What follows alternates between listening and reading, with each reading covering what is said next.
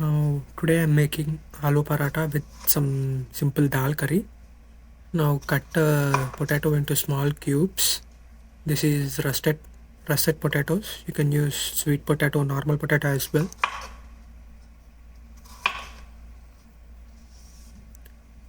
Once you cut it into small pieces, boil them for around 10 to 15 minutes or until they become super soft.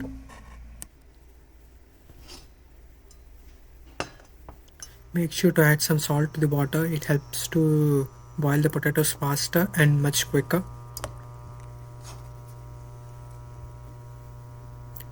While the potatoes are boiling, chop some onions.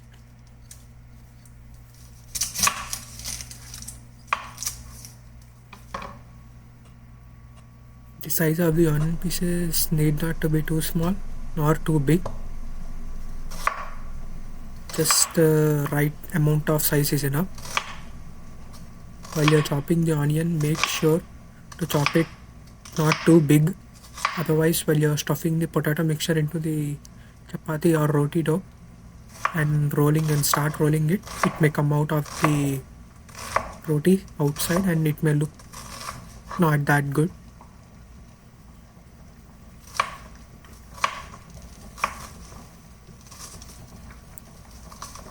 If in case at all you chop all the onions into some slightly bigger pieces, fry them until they are golden brown, because while they are fried, the water and the onion evaporates and they become smaller in size and the quantity is reduced in half. That way you can make it into a small quantity.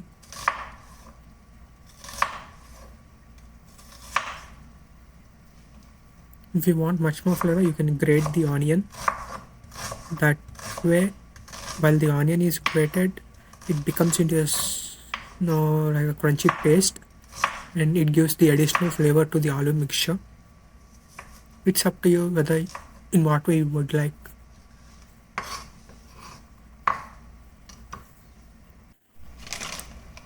Now in a bowl, take some dal. I'm using masoor dal. You can use normal dal as well.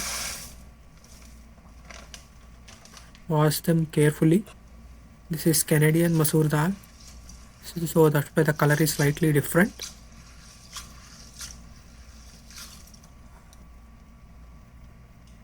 Once it is carefully washed, let it sit for around 15 to 20 minutes and keep it aside.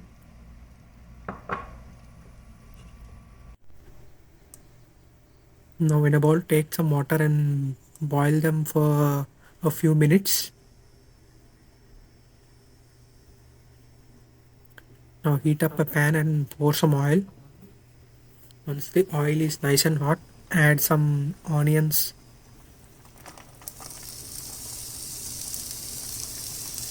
While the onions are cooking, check on the potato pieces. Once the potato pieces are soft enough, peel them and keep them aside.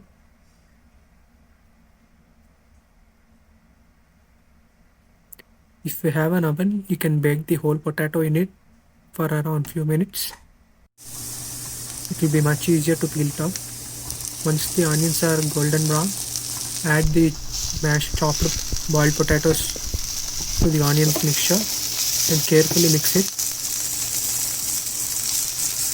Now reduce the flame to medium and start adding all the seasonings you would like. Here I am using some salt,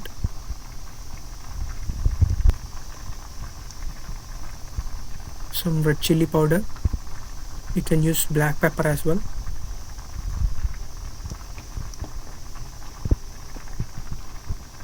Add some turmeric powder for color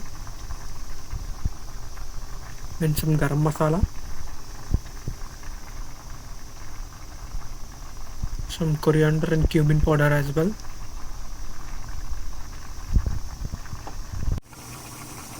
Once each and every masala powder is mixed with the potatoes and onions, cook it for around 2 to 3 minutes and remove it to a bowl and keep it aside.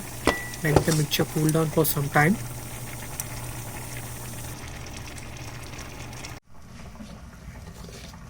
In the meanwhile, take some whole wheat flour and make a dough out of it. should be so soft. Bec- The reason why it should be super soft is while you're stuffing the aloo mixture into it and shaping into a ball and when you start rolling it, it will come into a nice circular shape when the dough is soft. If the dough is too hard, you can't roll it into a flat bread like thing. The mixture inside the roti will start to come off if the dough is hard. So that's why mix the dough correctly with some correct water measurements and make it super soft. Gradually add water. Do not add water at a time. Add some water first, mix it. When the dough starts to harden up, add some more water, and after that at last add a tablespoon of oil to make it soft. The reason for adding oil is it helps the dough stay fresh and non-sticky while you're mixing it, and it will be very easy to roll it if you add some oil at the last. Now the dough is ready, keep it aside. Now dust the chopping board with some dry flour and take a small bowl of the dough and flatten it with your hands.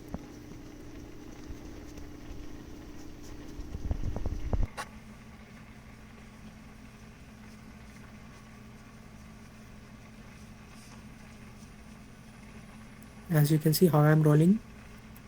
If you want, you can use a rolling pin as well. Now take some of the aloo mixture and stuff it into the flattened dough.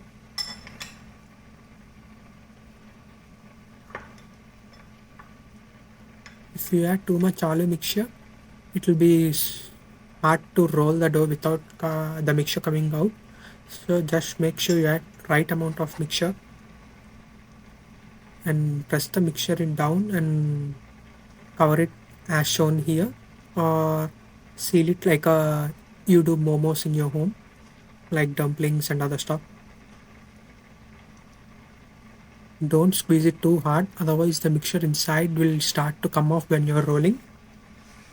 And after that, dust it on the floor and start rolling very slow and carefully.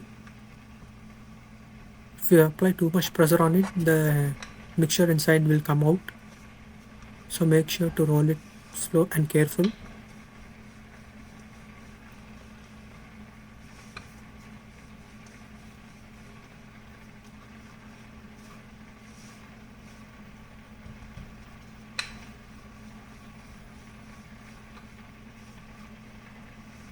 If you find the rolling pin or the roti sticky, dust the roti with some dry flour in between. Helps to keep it non-stick while you are rolling. Once the paratha is rolled,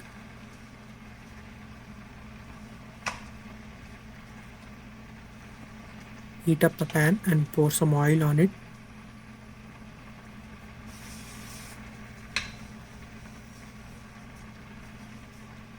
Don't roll it too thin or too thick. It should be like somewhat thick. If you roll it too thin, it will be too crispy to eat and you can't get that softness of a paratha.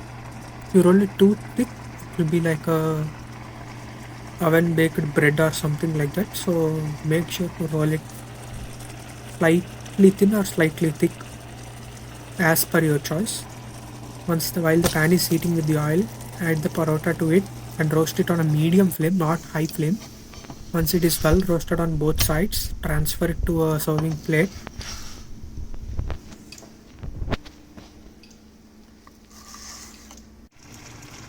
In the meanwhile, heat a pan and put some oil on it. While the oil is heating, take some cumin seeds and roast them until the flavor is released or they become slightly brown color. Once they are roasted, add the chopped onion pieces to it and roast them for around 2 to 3 minutes or until they are transparent in color.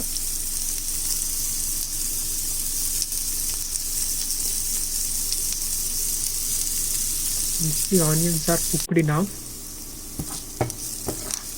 add the half boiled dal to it. Don't cook the dal too much, like 100%. Just cook it for around 60 to 70% or just cook it for like, you know, even until a soft texture occurs, like you can squeeze it with your hands, between your fingers. Once it is cooked, add the half boiled dal to the onion mixture, and I start adding the seasonings like salt, red chili powder, turmeric powder, and other masala powders as well if you like.